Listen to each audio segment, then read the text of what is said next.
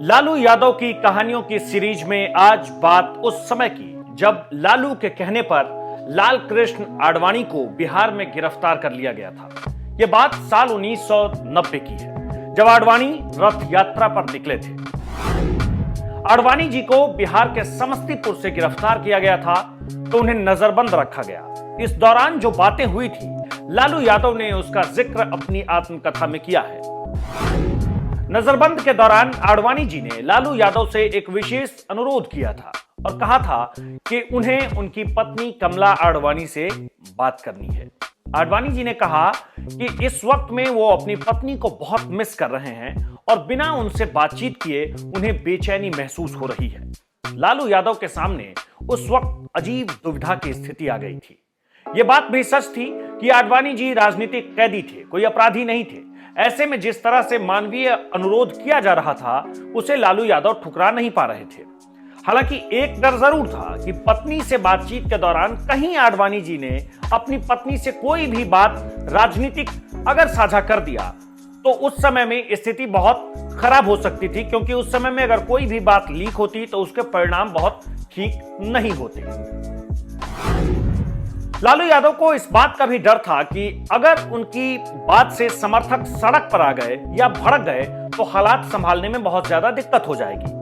लालू यादव उस दौर को याद करते हुए अपनी आत्मकथा में लिखते हैं कि उनके जितने समर्थक थे, यानी लालू यादव के जितने भी समर्थक थे, वो बार बार एक ही बात कह रहे थे कि आडवाणी जी के अनुरोध को किसी भी हालत में स्वीकार नहीं किया जाए। लालू यादव ने आगे लिखा कि कुछ देर के बाद आखिर में आडवाणी जी के अनुरोध को उन्होंने स्वीकार कर लिया और फटाफट में यह व्यवस्था की गई जिससे आडवाणी जी की बात उनकी पत्नी से हो जाए। और फिर आडवाणी जी दिन में 2 बार अपनी पत्नी से बात किया करते थे।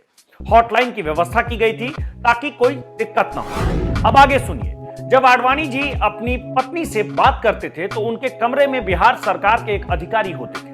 हालांकि अधिकारी को सामने देखकर आडवाणी जी असहज भी महसूस करते थे। कुछ दिन बाद यह उनकी आदतों में शामिल हो गया, फिर उन्हें कोई दिक्कत नहीं होती थी। उस दौरान जो हो रहा था उसे लेकर आडवाणी जी की तारीफ में लालू यादव ने लिखा कि उनका व्यवहार बहुत अच्छा था और आडवाणी जी ने भद्रता और संतुलन का बड़ा अच्छा परिचय दिया। फिर किसी तरह से यह खबर बाहर आ गई कि नजरबंद आडवाणी जी दिन में 2 बार अपनी पत्नी से बात करते हैं। एक वरिष्ठ पत्रकार ने कमला आडवाणी से अनुरोध किया कि जब वह आडवाणी से बात कर रहे हों तब वो उनका इंटरव्यू लेना चाहते हैं।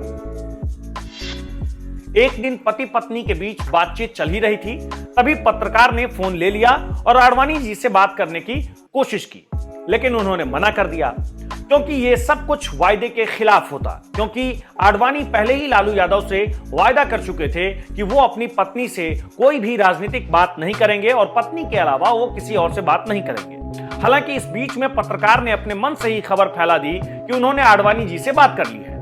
साथ में लोगों के बीच ये बातें भी फैलने लगी कि बीजेपी बहुत जल्द ही तत्कालीन केंद्र सरकार से समर्थन वापस ले लेगी और इसमें बहुत ज्यादा वक्त बचा भी नहीं है। इस खुलासे से लालू यादव की बहुत किरकिरी होने लगी, बीजेपी की भी किरकिरी हुई, साथ में केंद्र की तत्कालीन वीपी सिंह सरकार की भी बदनामी बढ़ने लगी थी। हालात बिगड़ने लगे।